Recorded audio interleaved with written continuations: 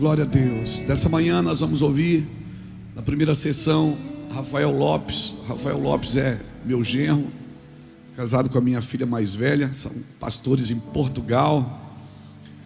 Pastorei em Almada. Também tem um trabalho em Leiria. Ele está aqui para nos abençoar também com essa palavra. Rafael Lopes, vem cá, meu garotinho.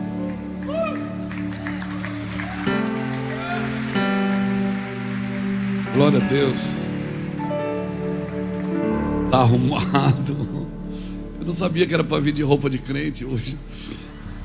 Está arrumado, aleluia. Glória a Deus. Esse cara é meticuloso. Ele trouxe até o cronômetro de casa. Meticuloso que nem o pastor. Glória a Deus.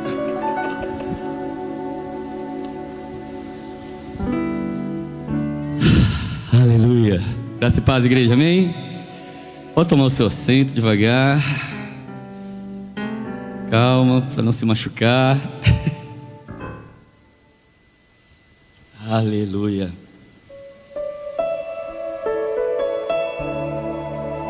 Assim, eu trouxe o cronômetro porque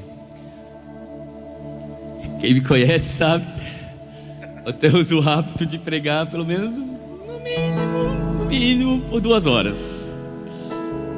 2 horas é quando a pregação está pequena. Aí eu falei assim, irmão, então aqui nós vamos ter que se controlar, senão nós vamos acabar esse negócio 3 horas da tarde, amém? Aí o Fábio vai ficar igual um leão ali atrás, fala assim, e eu? Mas amém, glória a Deus. Paz, igreja, bom dia, vocês estão felizes? Estão bem? Eu amo esse ambiente, domingo de manhã. Sou criadinho na igreja batista. E domingo de manhã, batista é dia de quê? Escola dominical. A minha mãe ali, para não deixar mentir, que meu irmão, a gente não faltava escola dominical nem doente. Não, Jesus cura, bora. Nem de férias. Minha mãe procurava, aí estava numa praia. Ah, beleza, domingo, vamos para a praia. Eu falei assim, peraí, vamos procurar a igreja batista. Tem uma igreja batista aqui perto. Meu amigo não escapa. É Bíblia pura, aleluia, glória a Deus. E que bom que foi assim. Como a nossa geração necessita, como essa geração necessita da palavra do Senhor. Amém? Amém? Nós temos crido nisso, nós temos vivido nisso, nós temos testemunhado isso. O pastor Luiz falou, meu nome é Rafael, sou casado com a Pamela, e a Maria está aqui, está acompanhando pela internet lá em Portugal. Pai da Paola, da Giovana e do português Daniel Henrique, o jovem que veio para marcar sua geração e para fazer a gente despertar lá em casa, amém? O menino é forte, glória a Deus. Sou abençoado com 3 filhos maravilhosos, com grandes propósitos de Deus para essa terra. Foi interessante porque cada filho nosso marca uma estação da nossa vida. É assim não só comigo, é com todos nós. E lá em casa cada um marcou um período da nossa vida. E as nossas 2 filhas, as 2 levam nomes de apóstolos, né? Primeiro Paulo, que é uma palavra com a qual a gente caminha já desde a juventude. Obviamente depois a pessoa de Jesus, que é tudo em todos. É o personagem bíblico que eu sempre me inspirei mais. E é nos caminhos dele que a gente tem caminhado na Europa. Em cima daquilo que Deus revelou a Paulo, que a gente tem caminhado como missionários na Europa nesses dias. E depois veio a Giovana, né? Que é João, é agraciado por Deus, que veio para trazer um tempo de despertar, de alegria, de graça de Deus, de favor de Deus. Quando a Giovana nasceu, nós estávamos vivendo um momento de explosão extraordinário no meio. Eu era pastor de jovens aqui em Itajaí, na nossa igreja, Mevan. E ela foi esse bálsamo de Deus, essa alegria, essa explosão de força e de alegria de Deus. E quem conhece ela sabe que ela é assim, ela é alegria purinha. É a menina do arco-íris. Arco-íris é de Deus, amém? Não vou deixar ninguém pegar o arco-íris não, tá? O arco-íris é de Deus. Um dia ela falou assim: pai, eu tô com saudade, eu não vejo um arco-íris. Aí a gente falou: ora filha, que o pai te mostra. O pai do céu te mostra o arco-íris. Ela foi e orou, no dia seguinte tinha 2 no céu.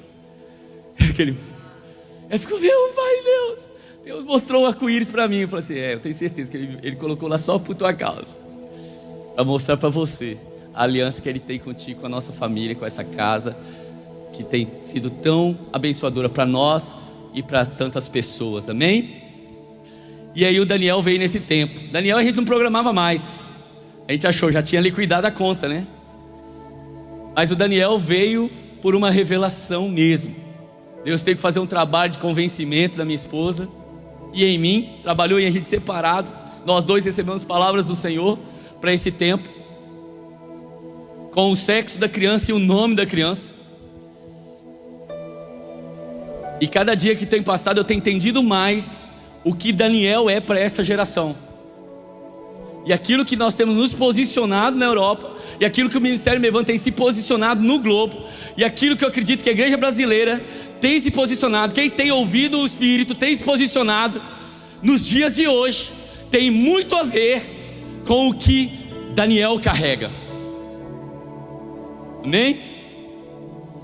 E nós entendemos que é um marco para um tempo, para essa casa. Daniel é o meu primeiro filho homem, terceiro filho, primeiro filho homem. Mas não é só, ele é o primeiro neto homem do meu sogro. Depois de 7 mulheres, a casa das 7 mulheres.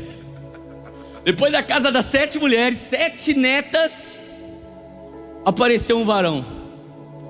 Eu falei: 8, é para marcar um novo ciclo, é para marcar um novo tempo para nossa casa, para nossa família, para nossa casa ministerial, para aquilo que Deus tem feito no Brasil. É tempo de um novo ciclo, um ciclo de maturidade. É o tempo de deixar as coisas de menino para trás. Foi bom rodar, amém? Foi bom deixar o menino rodar. Nós rodamos, hein? Se rodamos, deixar isso. Nós rodamos, como nós rodamos? Pega os vídeos da convenção lá de... Você vai se escandalizar. O Jason assim, era nosso naipe, né? Então assim, como nós rodamos, mas nós entendemos que chegou um tempo de maturidade. Maturidade não é deixar de ser criança. Fala, maturidade não é deixar a criança para trás. Guarde bem isso. Maturidade é deixar a meninice para trás, a imaturidade para trás, as coisas sem propósito para trás. Mas quem diz que ser criança é ser vão, sem propósito, sem entendimento, não sabe o que é um ministério com criança, não sabe o que está acontecendo ali no Salão do Lago, na convenção, não sabe o quanto Deus pode usar crianças. Amém? Está entendendo? Quantos estão entendendo? E eu vou falar um pouco sobre isso com a graça de Deus nessa manhã também. E eu espero que os seus ouvidos espirituais estejam abertos, que os seus olhos espirituais estejam abertos, que você esteja atento àquilo que Deus vai te comunicar. Porque o que vai vir aqui hoje não são só palavras. Nós temos falado sobre ensino, nós temos falado sobre inteligência. Muitos de nós por muito tempo não souberam o que fazer com a sua inteligência na igreja. É ou não é? Estou falando besteira?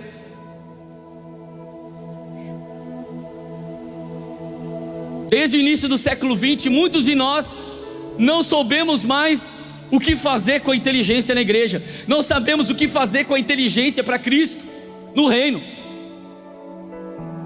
E achamos que a inteligência era uma coisa, que o nosso cérebro era algo que a gente tinha que jogar no lixo se a gente quisesse ser crente. Alguém se identifica aqui? Só eu. Mas deixa eu dizer uma coisa. Jesus é o verbo que se fez carne. Ele é a palavra, e não é qualquer palavra, ele é a palavra da ação. E é interessante porque nós, em português está traduzido verbo, palavra, né?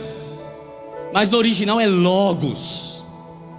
João utilizou um princípio que os filósofos, que a mentalidade grega do tempo dele entendia muito bem.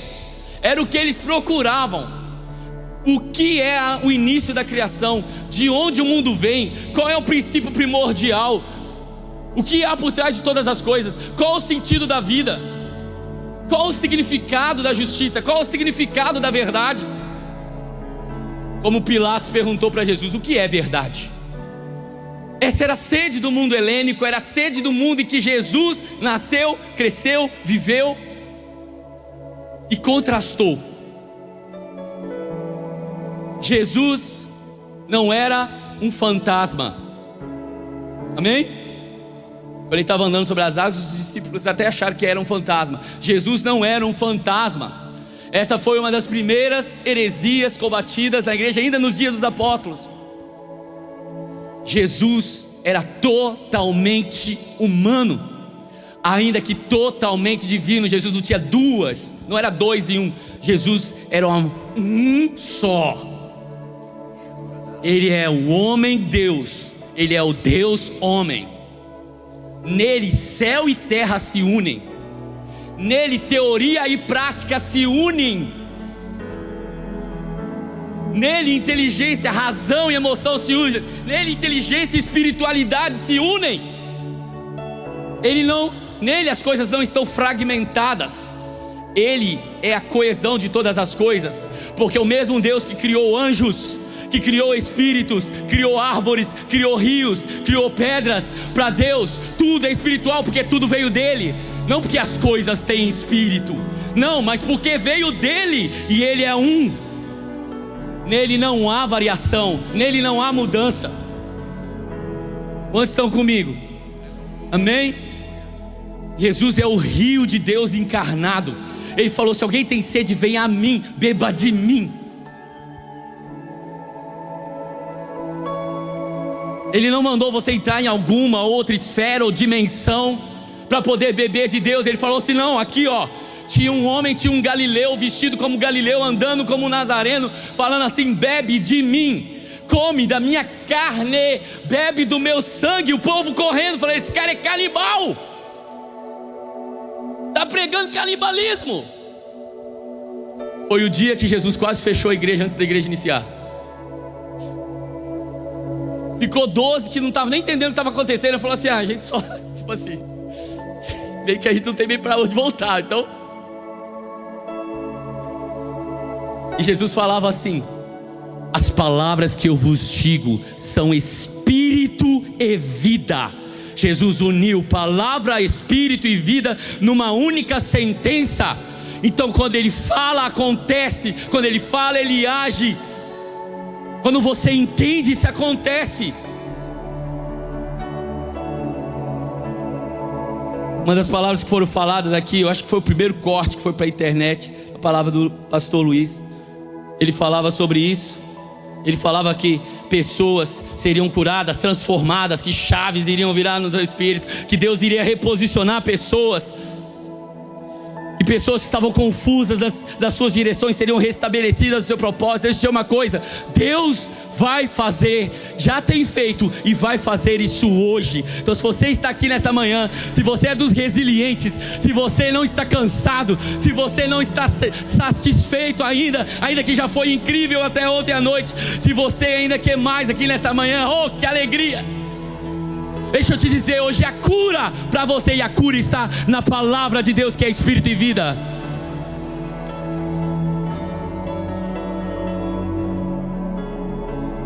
Não vai ser mais espiritual se um anjo descer do céu e te tocar, porque o próprio Cristo, a própria palavra, é espírito e vida.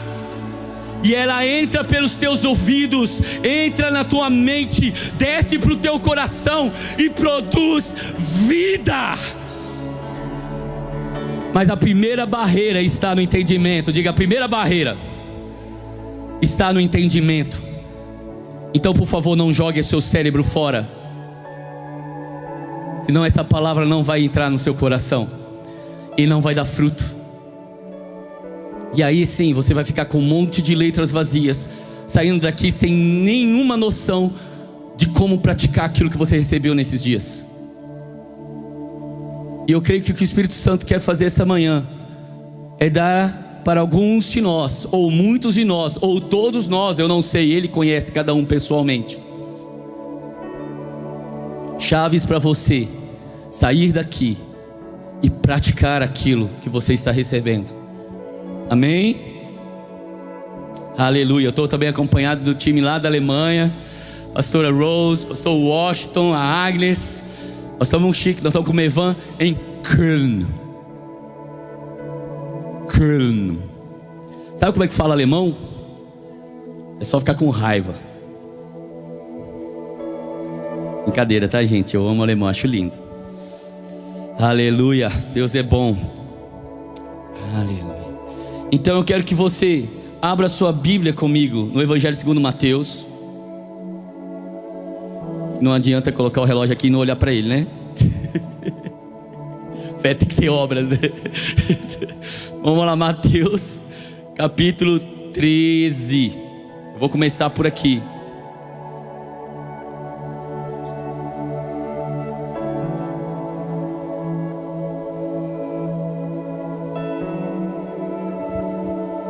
Mateus 13, 44.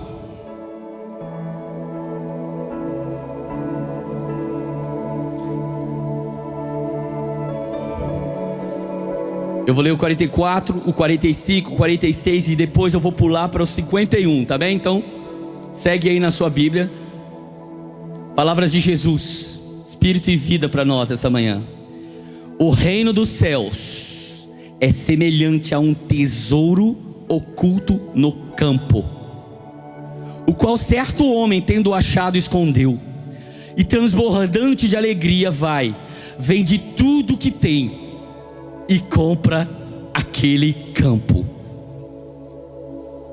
O reino dos céus é também semelhante a um que negocia e procura boas pérolas, e tendo achado uma pérola de grande valor, vende tudo o que possui e a compra. Versículo 51. Entendestes todas essas coisas? Respondeu-lhe: sim. Então lhes disse: por isso, todo o escriba versado no reino dos céus é semelhante a um pai de família que tira do seu depósito coisas novas e coisas velhas. Abre então a sua Bíblia comigo no Evangelho agora segundo Lucas. Lucas capítulo 18.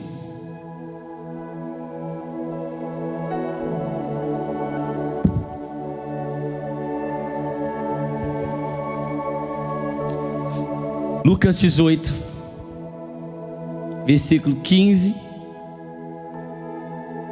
ao 17. Traziam-lhe também as crianças para que as tocasse, e os discípulos, vendo, os repreendiam. Jesus, porém, chamando-as para junto de si, ordenou: deixai vir a mim os pequeninos, não os embaraceis, porque dos tais é o reino de Deus.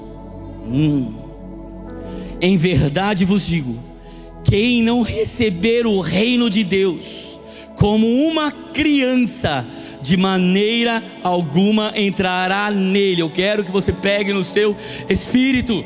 Eu quero que você entenda, como Jesus perguntou, entende? Eu quero que você entenda, então deixe descer para o seu coração e pegue lá por dentro.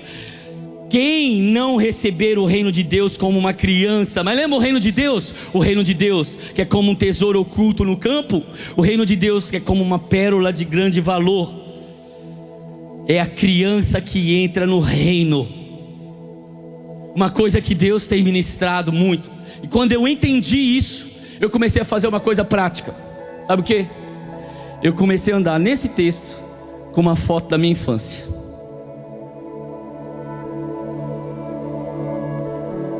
Sempre que eu abro minha Bíblia, eu olho para esse Rafael. Devia ter aqui uns 5 anos.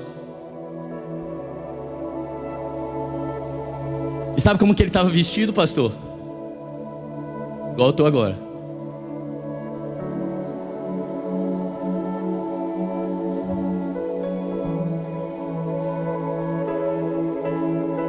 Isso aqui é eu como Deus me criou para ser.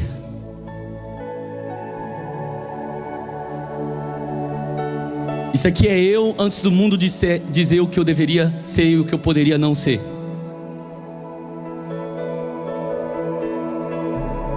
Eu sempre pensei, ficava em conflito com esse texto. Falei assim, como assim o reino de Deus é das crianças? Os velhos não podem entrar, adulto não entra no reino.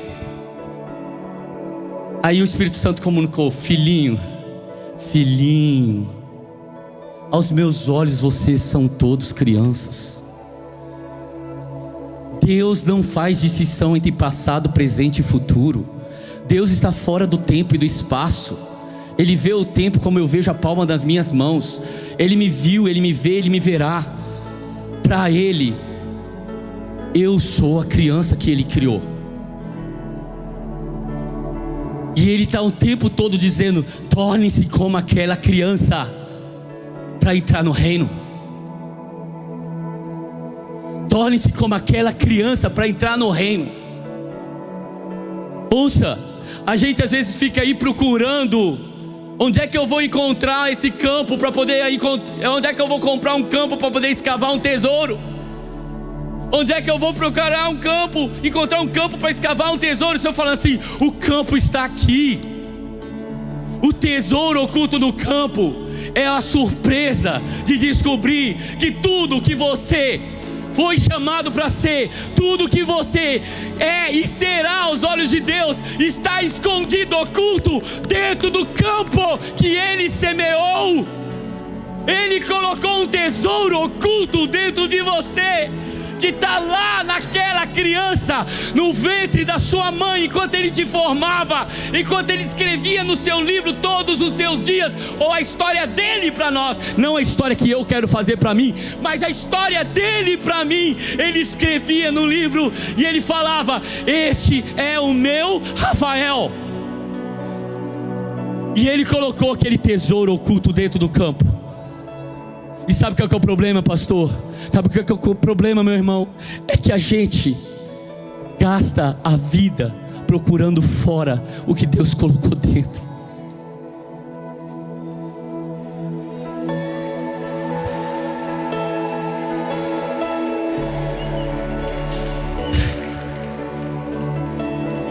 Hoje eu vim nessa manhã só para despertar a tua consciência e te dizer: não está fora de você. Não está em Itajaí, não adianta mudar para cá, meu irmão. Não é esse o propósito dessa conferência. Não está no preletor, não está na mão santa que vai tocar na sua cabeça, está dentro de você.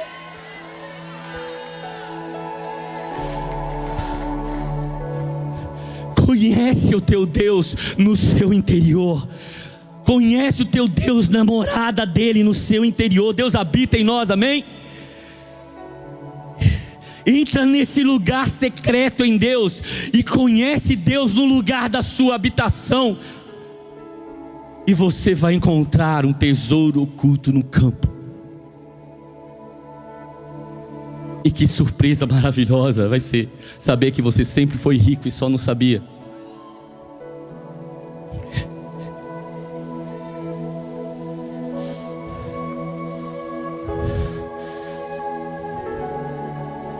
Desse tempo para cá, eu ouvi tanta coisa, eu vivi tanta coisa. Não é assim.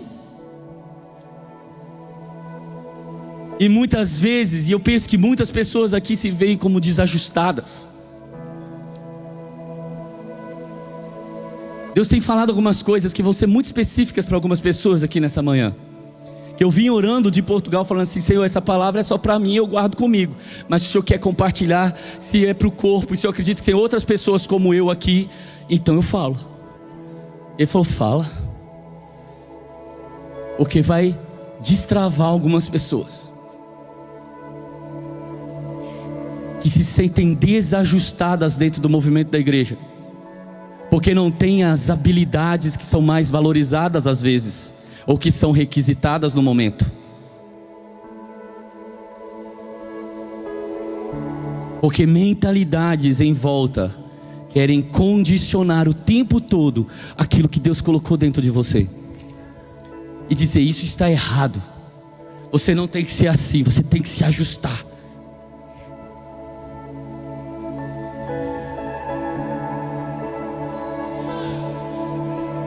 Aí me pergunta, por que você está vestindo assim? Eu falei que foi um choque quando eu cheguei aqui vestido diferente. Eu falei assim, por que você está vestido diferente? Eu não estou vestido diferente, estou vestido igual esse rapaz aqui. Estou só voltando para a origem. Não é sobre os outros, é sobre o que Deus está fazendo dentro de mim. Não é sobre os outros, é sobre o que Deus está fazendo dentro de você. Não é sobre se tornar parecido com A, B, ou C ou D. É sobre se tornar mais parecido com aquilo que Deus te criou para ser, com aquilo que Ele te chama pelo nome. Aqui, sabe a minha conjectura pessoal? Pode conjecturar? Pode, de leve assim, só de leve. Não passo muito ali, passou. Eu vou ficar aqui, ó, tá aqui, ó. Eu só boto o pezinho lá e volto, tá? Minha conjectura, você pega se for o teu caso. Por que a Bíblia fala que ao que vencer Ele vai dar uma pedra escrita um nome? Porque muitos de nós não fomos chamados como Deus nos chama. Você vê que homens e mulheres de propósito da Bíblia, Deus disse o nome. Apocalipse 2,17. Deus disse o nome, Ele será chamado assim. Quando Jesus veio ao mundo, tinha tantos nomes de Jesus no Antigo Testamento. Como é que vai ser? Vai ser Manuel? Manel nasceu em Nazaré, em Belém, comeu pastelzinho de Belém.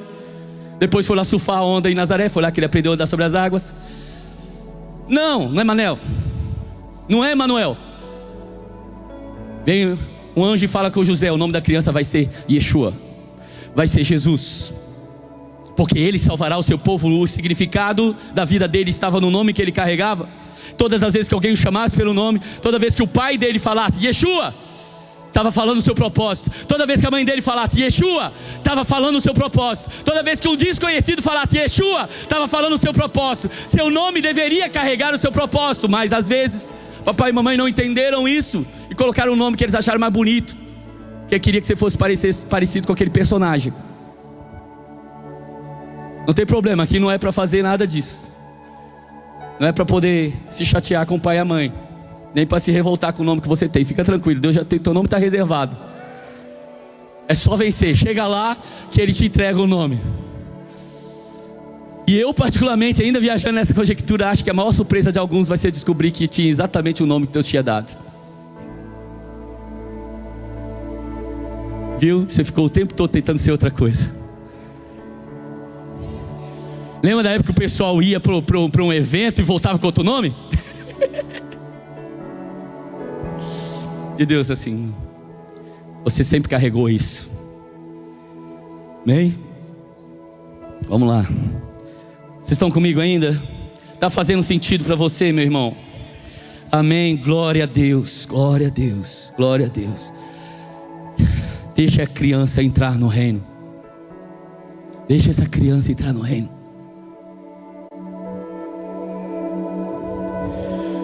Não quero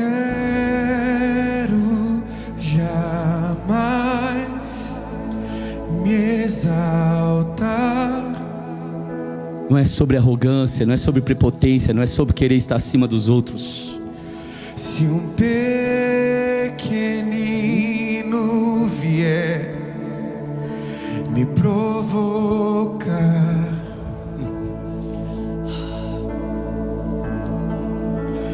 por achar que eu sou melhor,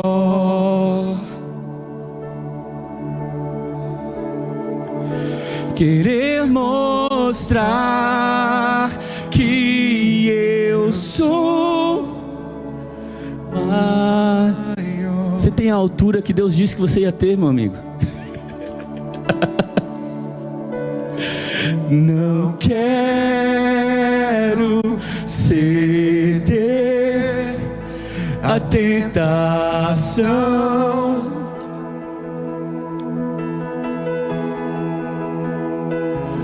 de brigar por um lugar ou posição.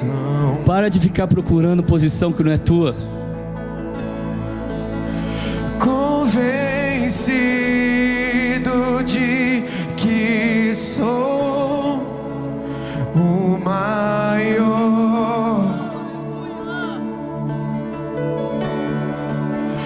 tentar provar que eu sou o melhor.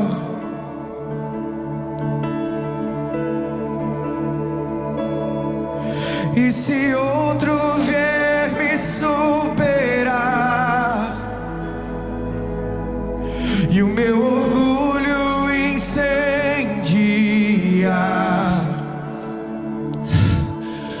Pai, ajuda-me a lembrar Quer saber o final? que nessa terra não tenho lugar. O teu lugar já está reservado. Pois continuar, todo o trabalho terá sido em vão, pois os filhos que eu gerar, Deus, quando olhou Abraão, não viu um homem. maiores do que eu serão. Deus não está preso no tempo. Ele viu a gente. Maiores do Ele que viu a gente. serão. Se parar em você, não tem propósito. Nada começou em você e nada deve parar em você. Pois se o fruto não continuar, Mas cresceu mais depois que eu deixei. todo o trabalho terá sido em vão. O que planta e o que rega são um. Mas os filhos que eu gerar, É a multidão que fica colocando, que fica comparando. É gente carnal e imatura que fica comparando. Eu sou de Paulo, eu sou de Apolo. O negócio bombou quando Apolo chegou. Paulo não fez nada.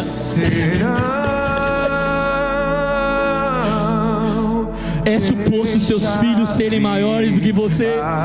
É suposto seu teto, seu fundamento deles, o seu teto, o seu chão deles. A nossa geração só será grande quando ela subir nos ombros de gente alta. Se toda vez a gente tiver que ficar dando reset nesse negócio, a gente não vai chegar nunca no lugar onde Deus quer levar.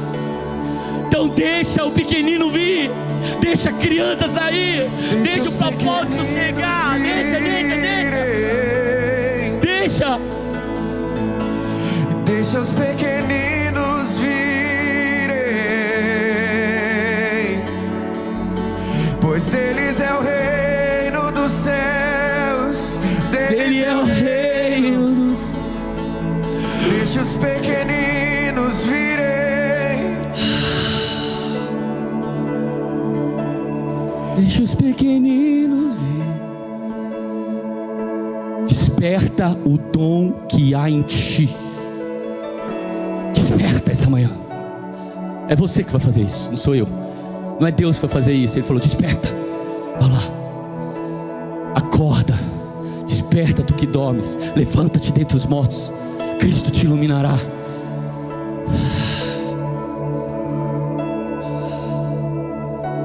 Deixa o pequenino ver.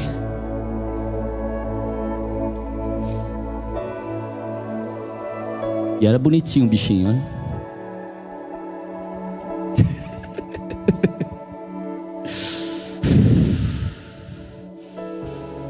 Aleluia, Espírito Santo. Rio de vida, traz vida nesse lugar.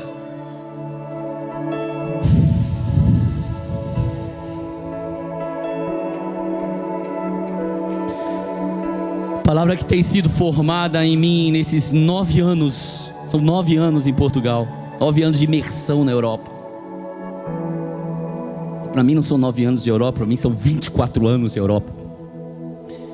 24 anos que a palavra veio pela primeira vez. E eu engravidei dessa palavra. E eu comecei a gerar essa palavra em orações, em intercessão, em estudo, em preparo, fazendo aquilo que o Senhor tinha para eu fazer aqui. Enquanto isso, sabendo que um dia o Senhor cumpriria suas palavras e eu chegaria lá. E nesses 9 anos de imersão, Deus tem informado uma palavra sobre chamados, sobre vocações, sobre novas vocações. Vocações que estão enterradas em nossos campos. Sabe aquela parábola, fatídica parábola do talento? Ninguém quer ser o homem que enterrou o talento, né? O problema é que muitos de nós somos. E estamos cheios de desculpa do porquê que esse talento está enterrado. Vieram aqui e entulharam meus poços. Não fui eu que enterrei, entulharam meus poços.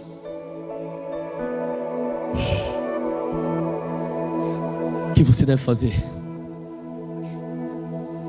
Vai lá, desentulha os poços, reabre eles, canta para o poço, diz: brota poço, brota águas, libera a palavra que é espírito e vida e diz: brotem águas, brota poço que foi aberto pelo meu pai, pelos meus pais, brota poço que eu fui gerado para poder fluir através dele, para cultivar a terra, para cumprir o propósito, e dá os mesmos nomes que eles tinham. Hoje eu estou aqui para poder te acompanhar nesse lugar que você vai entrar. Não sou eu que vou fazer, é você, a palavra de Cristo que vai fazer em você. Vai desentulhar esse poço essa manhã, vai escavar esse poço essa manhã. E se tiver muita briga, se der muita briga, abre outro poço, porque você caminha nas mesmas palavras do seu pai. Você não é chamado a contender. Não é bom que o servo de Deus viva a contender. Abre outro.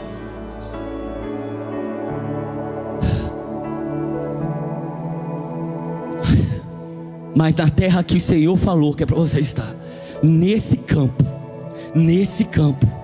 abre o poço. Abre o poço essa manhã. Não amanhã, hoje é o dia. Não amanhã, é hoje, é agora, hoje.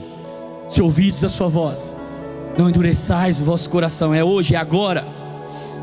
Amém.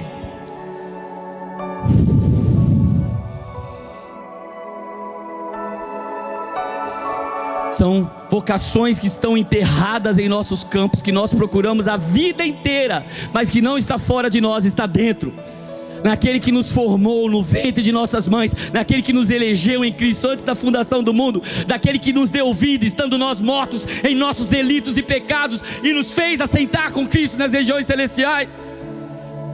Eu creio que há muitas pessoas aqui que sentem algo que está faltando. E a crise é muito grande quando você examina tudo e vê: eu não estou fazendo nada errado, eu não estou pecando, eu estou sendo correto, eu estou fazendo o que a palavra de Deus diz para fazer. E você olha para o quadro e ainda falta peça. Eu gosto muito de montar quebra-cabeça, eu gosto daqueles com muita peça, é terapêutico para mim. A Pâmela fala: com isso para mim não é terapia não, isso para mim vai me deixar passando mais raiva ainda.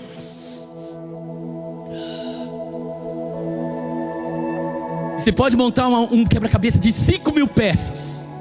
Se você perder uma peça, chegar uma pessoa na mesa e olhar assim, a primeira coisa que ela vai falar é o quê? Ela não vai estar nem aí pro teu trabalho de montar 4.999 peças. Ela vai olhar e falar assim: tá faltando uma peça aqui. O problema é que a gente às vezes também é isso. A gente está fazendo o trabalho, está servindo ao Senhor, andando humildemente diante do nosso Deus, servindo a Deus, servindo as pessoas, mas tem aquela peça faltando. Assim, está faltando uma peça aqui, a imagem não está clara, a imagem não está completa. O que é isso? E isso é uma palavra que eu falei especificamente a pessoas que têm aquilo que a gente tem chamado de dupla vocação ou de bivocação. Talvez seja para você, pastor, que está aqui, meu amigo.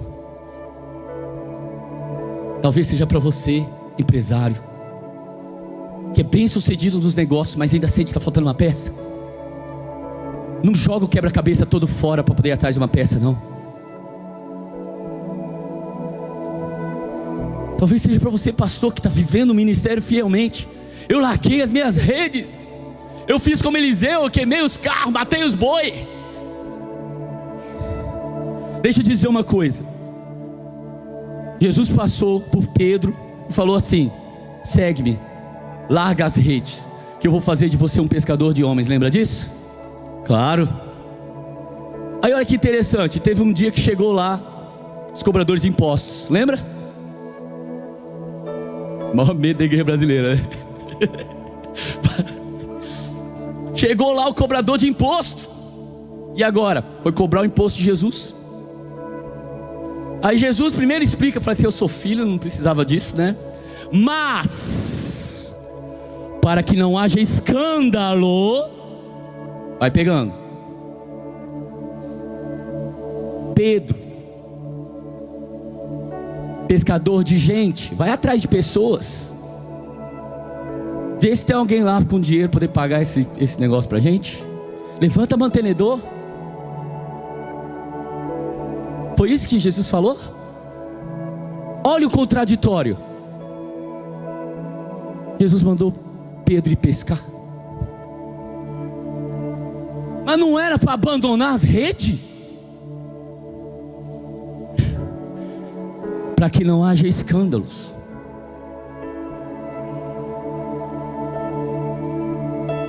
Deus vai levantar muitas pessoas com uma dupla vocação, para que não haja escândalos. Paulo entendeu isso. Eu não quero ser desse tipo de pregador que oprime os pobres, o trabalhador, para que não haja escândalo, já que essa é a condição. O homem que mais pregou sobre o direito do pregador de viver do altar, do pastor de viver do ministério, ele mesmo se exibiu desse direito. Por quê? Porque ele entendeu um propósito. Fala assim: eu não carrego uma vocação, eu carrego duas. Vai pescar, que a moeda está na boca do peixe.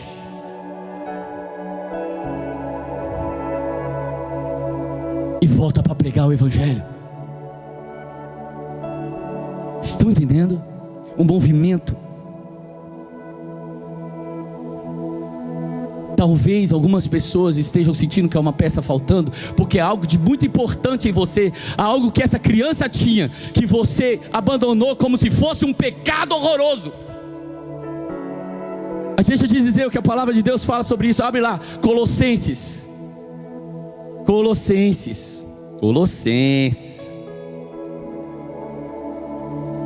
Eu acho que eu já pulei um monte, mas como também já passei o tempo tanto.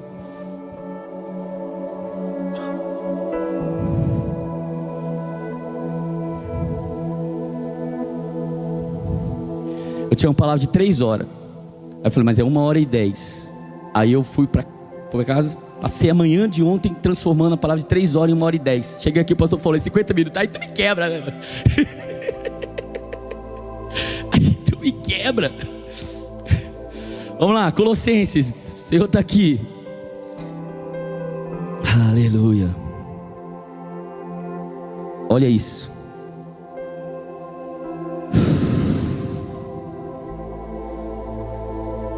Colossenses capítulo 2, versículo 20.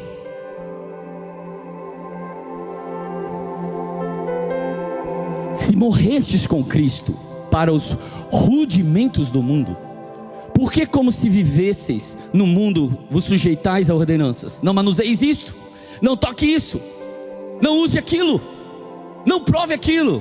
Vai vendo, segundo os preceitos e doutrinas de homens, pois todas as coisas com o uso se destrói, ou seja, nada é puro ou impuro por si mesmo, senão aquele que a usa. Tudo é ferramenta, como o pastor Luiz sempre fala: uma faca na mão de um açougueiro é um instrumento de trabalho para alimentar pessoas. Uma faca na mão de um serial killer é um instrumento de morte. Se as coisas produzem vida ou produzem morte, isso depende de quem está usando. Todas as coisas com o uso se destroem. Então por que não toca isso, não usa aquilo, não pega naquilo? Por que a gente saiu de um sistema e entra no outro sistema? Saímos de um sistema supersticioso, profano no mundo, e entra agora no sistema religioso de não toque, não use e não faça. Quando eu era criança, na minha igreja que eu cresci, tinha a profissão que era de crente e a profissão que era do diabo. Pobre de quem se convertia na profissão do diabo. Enquanto o bonitão que se já via na profissão do crente não tinha que abandonar seu trabalho. Entenda, estou falando de coisas. Vai vendo. Fala assim, se você morreu com Cristo, se você passou de uma vida para outra, daí foi transportado de perto das trevas para o reino do Filho, o que você tem que abandonar? Assim, aí ele fala, 23, olha lá, tais coisas, essa coisa do não pegue, não toque, não use, isso é do diabo, isso é do diabo, isso é do diabo, isso é do diabo. O diabo não tem nada, o diabo só tem aquilo que a gente dá para ele. E Jesus falou, não deis lugar ao diabo, ou seja, não deixa território para ele, não deixa nada para ele. Para de dizer que isso é do diabo, aquilo do diabo. O diabo não tem nem o inferno. A chave da morte do inferno está na mão de Jesus. Para com esse negócio. A única coisa que é própria dele é o lago de fogo. Para onde ele vai?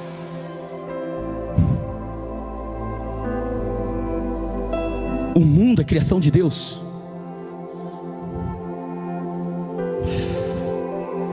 E aí ele diz, tais coisas que o efeito tem, preste atenção, aparência de sabedoria. Parece sabedoria, uau, que revelação. Como culto de si mesmo, uau, que cara espiritual. De falsa humildade. Já viu isso? E de rigor ascético, uau, que disciplina. Todavia não tem valor nenhum contra a sensualidade, porque se você só se livra de coisas exteriores, você vai ter uma falsa ilusão de espiritualidade, uma falsa ilusão de maturidade, uma falsa ilusão de humildade, mas na verdade aquilo que pode te destruir, você não abriu mão.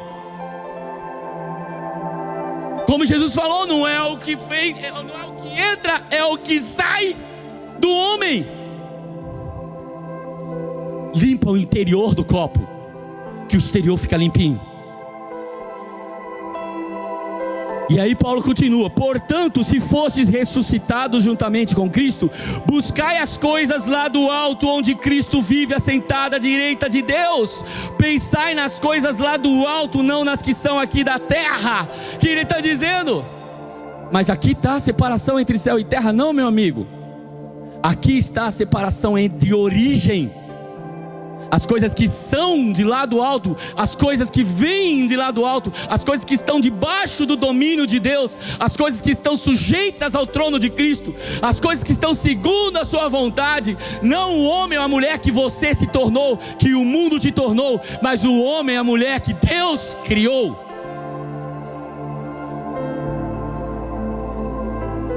Não é uma dicotomia, não é um dualismo,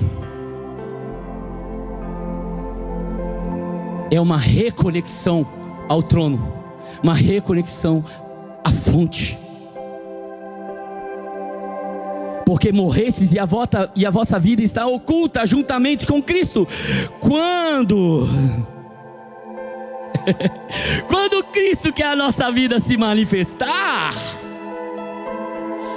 então vós também sereis manifestos com Ele em glória.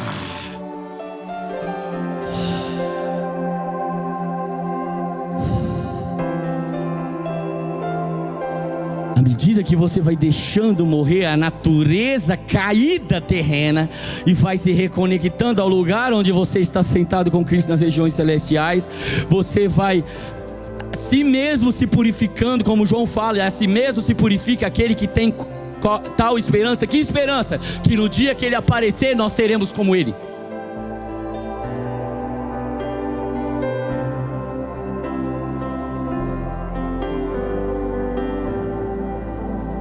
E ele fala, ele continua, versículo 5: fazei, pois, morrer o quê? Fazei, pois, morrer o quê? A vossa carreira, a vossa inteligência,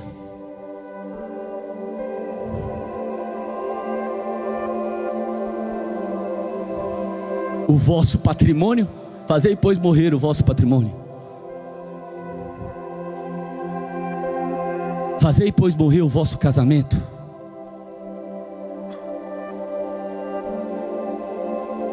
Não é o que está escrito aqui, você sabe que não é.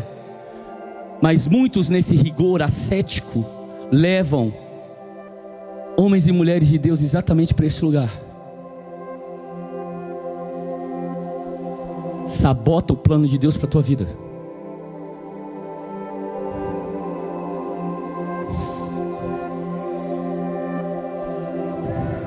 Eu sei que tem gente pegando isso aqui. Deixa eu dizer uma coisa para você, empresário. Você não é só uma conta bancária para a igreja. Jesus disse: a vida de um homem não consiste nos bens que ele possui. O valor do homem é intrínseco. Você tem valor porque você foi criado à imagem e semelhança de Deus. Você tem valor porque Deus te deu criatividade. Você tem valor porque Deus te deu sabedoria. Você tem valor porque Deus te deu destreza. Você tem valor porque Deus te deu capacidade de gestão. Você tem valor porque Deus te deu uma mentalidade disruptiva. Você tem valor porque Deus criou você único.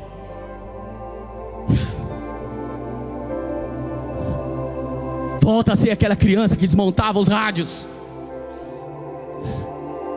Queria entender como aquilo funcionava. Não vamos matar nossos engenheiros.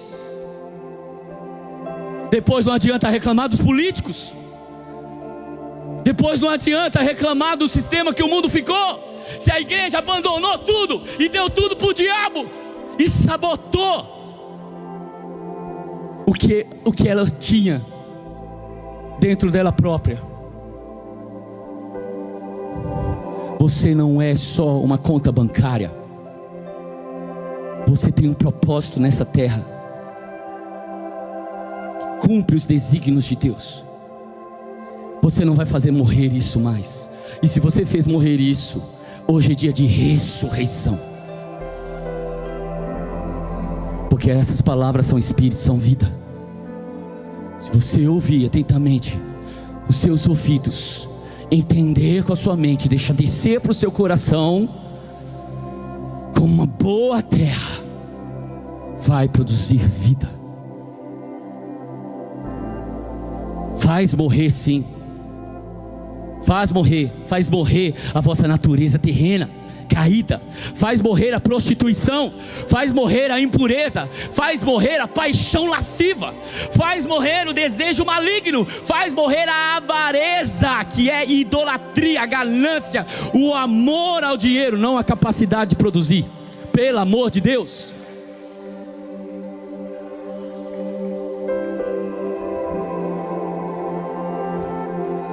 Por que a gente fala de reino, mas aí a gente ainda está no deserto, esperando que Deus mande do céu. Reino é entrada na terra prometida. Ali não tem mais maná. Ali Deus peleja com o seu povo.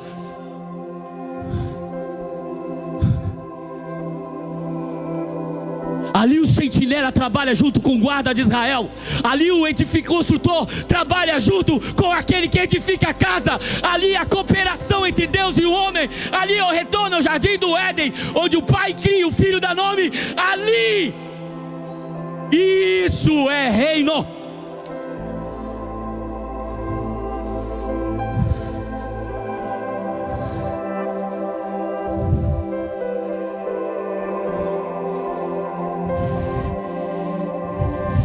Faz morrer a avareza, mas não faz morrer a sua capacidade de fazer dinheiro, pelo amor de Deus.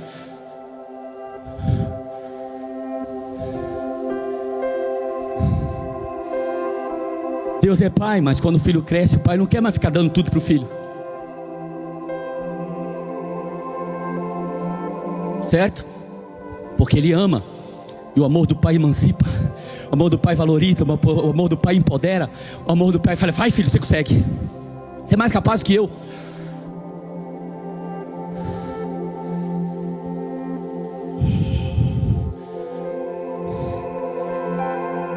Tamo junto. Quantos estão sendo encorajados pelo Espírito essa manhã? Amém, esse era o objetivo. Não vou conseguir pregar a palavra toda, mas pelo menos consigo cumprir o objetivo.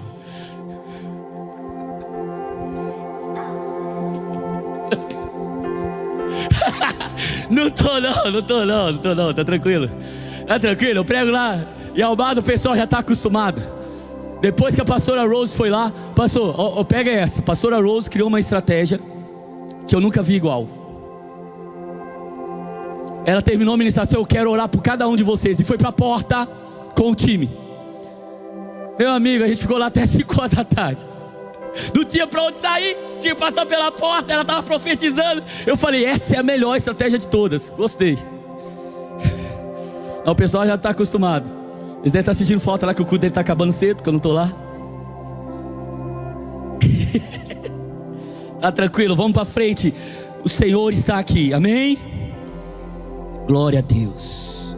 Morra para o pecado, mas não deixe morrer o que Deus te criou para ser e ter e fazer nesse mundo. O problema é que tem muitas pessoas que estão fazendo o movimento oposto, estão deixando morrer aquilo que Deus deu para eles, mas na natureza do pecado está ali todinha, só vestida de crente, só vestida de espiritualidade.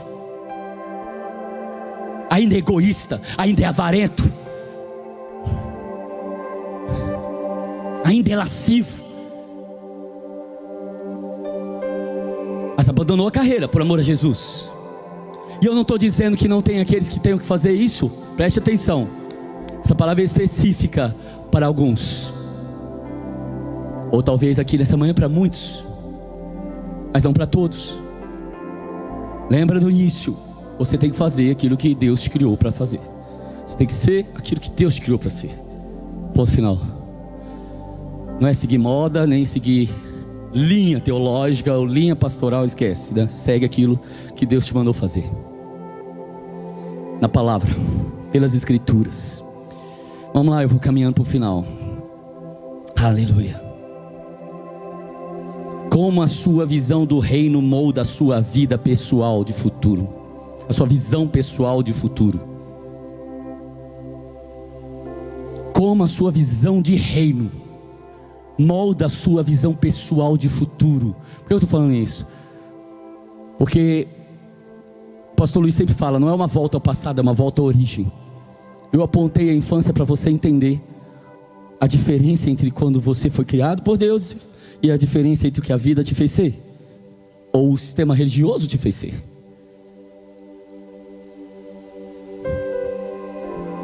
Certo? Mas para você encontrar o propósito, você vai ter que ir um pouco mais além. Você vai ter que ir na eternidade, na origem, para identificar essa criança, o que essa criança nasceu para ser. Eu tenho que conhecer o Pai, eu tenho que conhecer o seu plano, eu tenho que conhecer o seu reino. Então eu olho para a criança, eu vejo ela nasceu para ser isso no reino. Jesus falou, pode deixar vir, que do jeito que elas estão, é como eu queria que elas fossem. Mas quem quiser entrar no reino agora adulto vai ter que voltar à prática das primeiras obras. Estão comigo? Então, visões que moldam a nossa visão de futuro. Não devemos nos misturar com esse mundo, pois não vamos levar nada. Talvez quando eu vou falar aqui, algumas dessas palavras vão se identificar com você. Deixa Deus trabalhar. Tem uma que eu chamo que é a versão gospel do Lulu Santos, os tempos modernos. Vamos nos permitir, pois não há tempo que volte. Vamos viver tudo que dá para viver. Não, vou viver tudo que Deus tem para mim. Que a gente não sabe o dia nem a hora, né? Então devemos comandar o mundo, mas não em todos os lugares, porque tem área que é de Deus, tem área que é do diabo. Esse mundo está perdido. Temos que criar lugares seguros para a igreja. Devemos trabalhar para dar o melhor, mas o que importa mesmo é que eu vou morar no céu. Então se der errado, a justificativa já está ali, né? Não tem problema. Não levo nada mesmo. A igreja tem que estabelecer o reino de Deus na terra, dominar o mundo agora, antes de Jesus voltar. Isso aqui talvez choque alguns, mas tem gente que já ouviu isso, eu já. Somos deuses. A obra de Cristo é completa. Devemos reinar como filhos de Deus agora.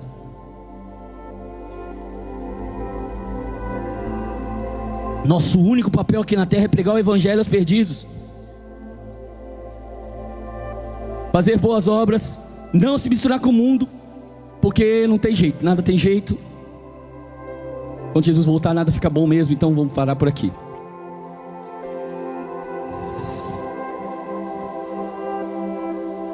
Temos que reinar em vida, viver igreja, vida comum nesse mundo, estudar, trabalhar, casar, ter filhos, servir a Deus, irmos ao mundo, prosperar e estar dispostos a viver e morrer por Cristo se for preciso. Com qual dessas visões você se identifica? Não estou aqui para dizer o que é certo ou o que é errado.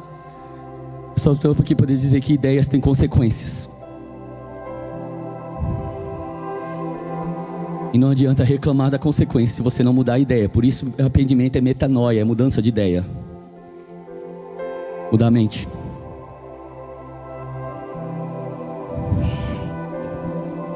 Morrer por Cristo não é se torturar, nem se matar pela obra de Deus. Meu amigo, minha amiga, pastor, pelo amor de Deus, minha oração é que Deus salve a nossa geração dos pastores autossabotadores, dos pastores suicidas em vida, dos matadores de usar, que não se preocupa em quantos corpos estão ficando mortos pelo caminho. O que importa é que está fazendo a obra de Deus, está trazendo a arca. E a culpa é do Uzá, quem mandou tocar. Ah, meu amigo, nunca foi sobre culpa.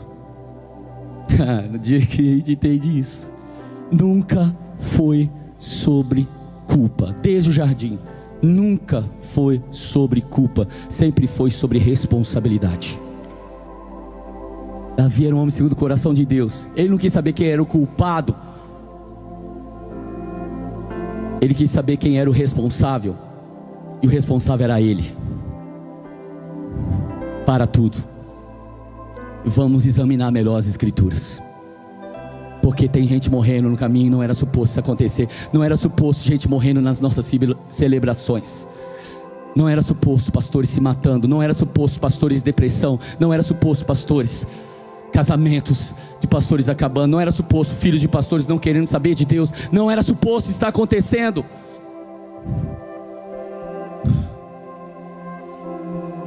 A gente não quer parar o cortejo, porque a obra é grande.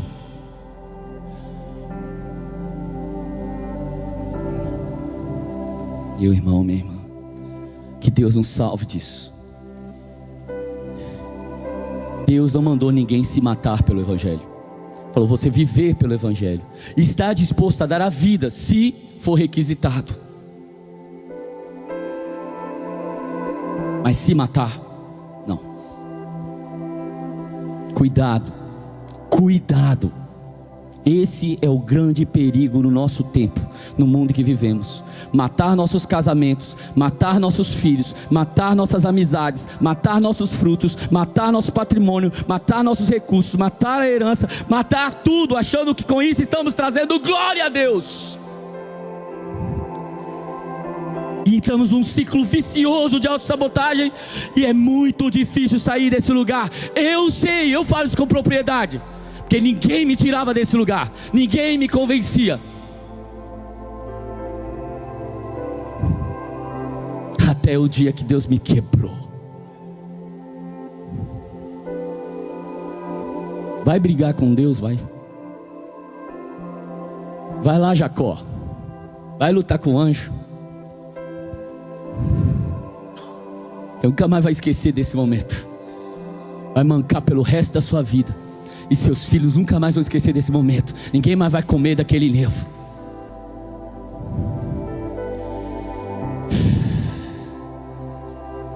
Nesses 9 anos Deus me quebrou.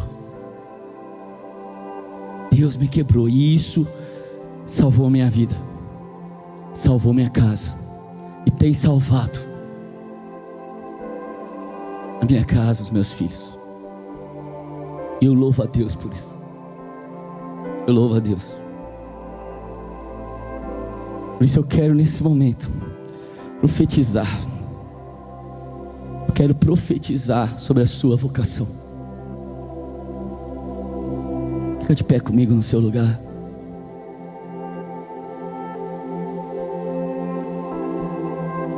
Se você quiser entender, como eu disse, não é para todos.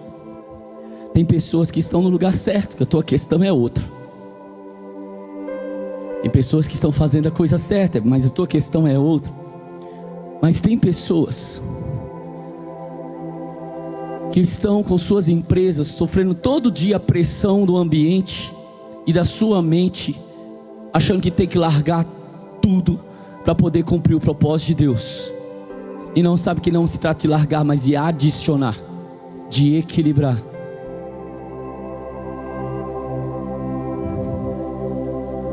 E do outro lado temos pastores no mesmo lugar, que tem sacrificado tudo, tem pagado um alto preço, um preço que Jesus não pediu para você pagar.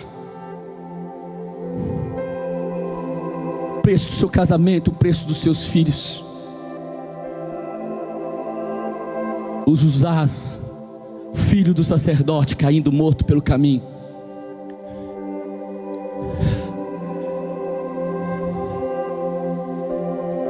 Tudo porque eles têm crescido vendo um casamento quebrado, um lar quebrado, finanças quebradas, patrimônio quebrado, pai mendigando, pai se humilhando e sendo humilhado. E eles querem saber de tudo, menos de Deus e da igreja. Deus não te pediu isso.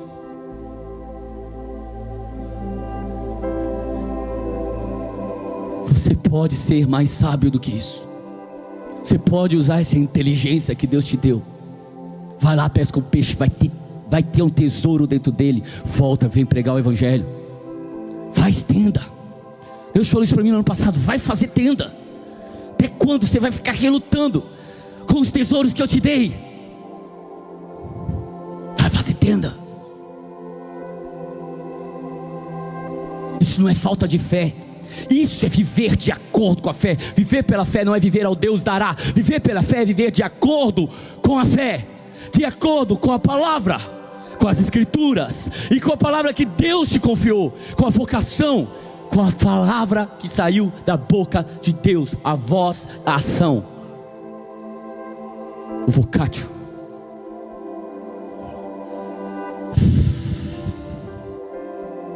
Você entende? Você está nesse lugar e você quer salvar seu casamento hoje. Você quer salvar sua geração hoje. Você quer salvar seus filhos hoje. Eu quero te convidar a sair do seu lugar e vir aqui para frente. Nós vamos orar por você. Talvez você é jovem ainda e ainda pode se salvar de cometer esse erro. Como aprendi desde cedo, o sábio não aprende com os próprios erros, o tolo aprende com os próprios erros, o sábio aprende com os erros dos outros. Você não precisa cair no buraco para entender que tem um buraco ali. Viu alguém cair? Sai dele. Assim, eu não vou, nem sou casado ainda, mas eu não vou sujeitar meu casamento a isso.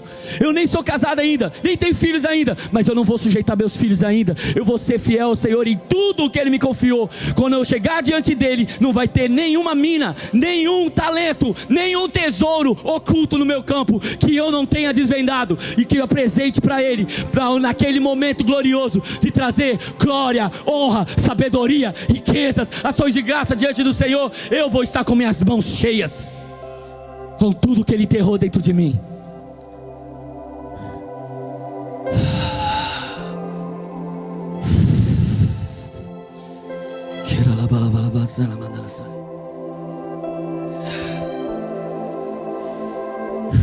Povos não alcançados, que não são nações onde não tem o evangelho, mas são povos, micro ecossistemas dentro da sociedade que você não consegue atingir se não estiver no meio deles. O sal, para dar sabor, tem que se misturar.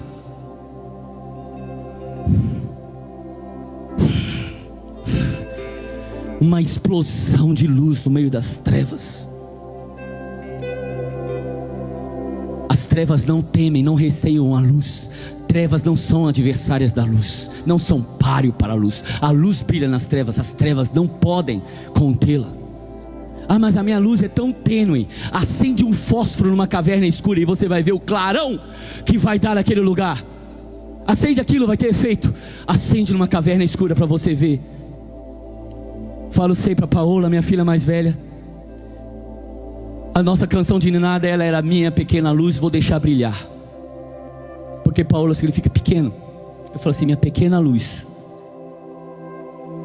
E ela foi a missionária de arrasto, né? Os pais ouviram, a filha tem que ir. E ela foi mais missionária e tem sido mais missionária do que nós. Porque enquanto nós às vezes estamos lutando para sair de uma bolha de evangélicos brasileiros e enfim salgar Portugal, salgar as nações, a menininha de 5 anos teve que ir para o terreno do inimigo, numa sala onde não tinha nenhum evangélico e nenhum brasileiro, numa escola onde não tinha nenhum evangélico e nenhum brasileiro, e a minha pequenininha luz teve que ir lá brilhar. Eu falo para ela, filha, sofrendo bullying, às vezes sofrendo preconceito, aí o brasileiro quer ir para a rede social, quer brigar, quer falar mal de Portugal. Fecha essa tua boca maldita, vai abençoar. Eu falava, filha, quantos dos teus amigos moram com papai e mamãe? Ela começou a pensar assim, acho que ninguém. Tá entendendo? Começa por aí. São povos não alcançados, lugares que nunca viu um filho de pai e mãe vivendo ali. Até hoje ela tem 14 anos. As amigas que ela não tem de escola, as meio amigas, ficam zombando dela porque a mãe cuida. Ai, a mamãe cuida. E às vezes ela chega triste, eu falo, filha, elas queriam, tudo que elas queriam era uma mãe, mas a mãe dela está tão ocupada, trabalhando um trabalho que não precisa, para ganhar o dinheiro que não precisa, e deixando o tesouro perder dentro de casa. Isso é ressentimento. Não leva mal, não leva para o coração. Elas estão em sofrimento porque não tem mãe, são órfãos de pais vivos. Os bivocacionados vão ser pastores não dentro de 4 paredes, vão ser pastores nesse mundo.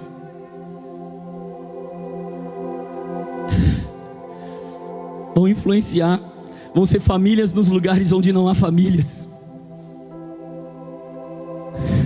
Quantos homens de negócios no seu meio, no seu círculo, já estão no 2º, 3º, no 4º, no 5º casamento, ou nem tem isso. E você está ali, um pai de família, um marido de uma só mulher, sabe aquela coisa, um bispo naquele lugar, um homem que é marido de uma só mulher, que é irrepreensível, que é temperante, que é sóbrio, que é modesto, que é hospitaleiro, que é apto para ensinar, que maneja bem a palavra da verdade com sabedoria, que não é dado ao vinho, que não é violento, que é cordato, que é inimigo de contenda, que não é avarento, que não é cobiçoso de sorte e da ganância, que governa bem sua própria casa, criando seus filhos sob disciplina com todo respeito. A gente lê isso quando está ungindo pastores, mas o mundo está clamando por pastores dentro da sociedade com esse mesmo perfil, lá onde não há referência nenhuma. E você nem precisa sair do Brasil para isso. Mas se for para Portugal, eu estou precisando lá, me ajuda. Jovens de boa aparência, os Daniéis. Jovens de boa aparência, castos, que vivem inteiramente para o Senhor, instruídos em toda sabedoria, doutos em ciência, versados em conhecimento, que em toda matéria de sabedoria e de inteligência são 10 vezes mais doutos do que toda a sabedoria dos poderosos desse mundo, que se reduzem a nada. São jovens que se tornam padrão na palavra, no procedimento, no amor, na fé, na pureza, que conhecem a vontade de Deus e aprovam coisas excelentes. Meu irmão, se você é esse tipo de jovem, você é sal. Sai do saleiro, pelo amor de Deus. O mundo clama por ver isso. Eles nem acreditam que isso exista. Quantas vezes a gente não queria mandar nossos filhos para a universidade, porque falava, vai para lá para desviar. É do diabo. A letra mata, o espírito vivifica.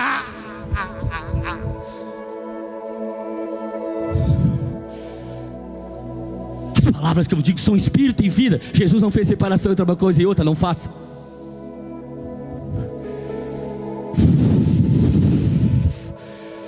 Sal da terra e luz do mundo. Mulheres que são esposas e mães, não importa se elas estão nos negócios, não estão nos negócios, mas imagina você, mulher, num ciclo de mulheres, onde não há ali uma esposa de verdade, onde não há ali uma mãe de verdade. Aqui na igreja é fácil, vem para o Ministério de Mulheres, é tudo mãe, é tudo esposa, ei. Vai lá onde não há, vai ser sal e vai ser luz. Mulheres respeitáveis, não maldizentes, temperantes e fiéis em tudo, no meio de uma sociedade tão promíscua e vã.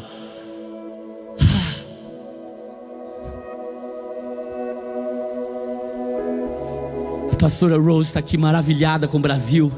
Tá assim, aí a gente passou em frente de um outdoor assim, bem promíscuo. Ela falou, tem essas coisas aqui também. Eu falei assim, esse é o problema. A gente quer manter a moralidade dentro das quatro paredes e deixa o mundo ser imoral, porque não há referência de moralidade lá fora, porque as nossas mulheres castas e santas não querem se misturar.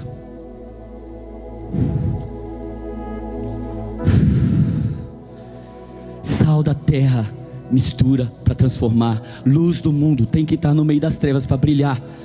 E quanto mais escuro, mais eficiente. Filhos e filhas de Deus que se tornam para esse mundo pastores, guias e cegos, luz dos que se encontram em trevas, instrutor de ignorantes. Eu profetizo sobre vocês, mestre de crianças, tendo na lei a forma de sabedoria e da verdade. Sabedoria essa que nenhum dos poderosos de Roma e do mundo grego conheceu, pois se a tivesse conhecido não teria crucificado o Senhor da glória. Jesus nasceu no berço da filosofia. Os homens procuravam a verdade e crucificaram ela.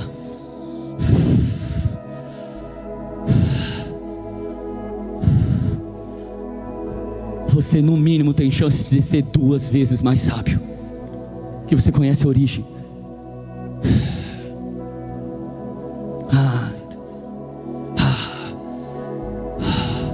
Vamos lá, feche seus olhos, levante suas mãos.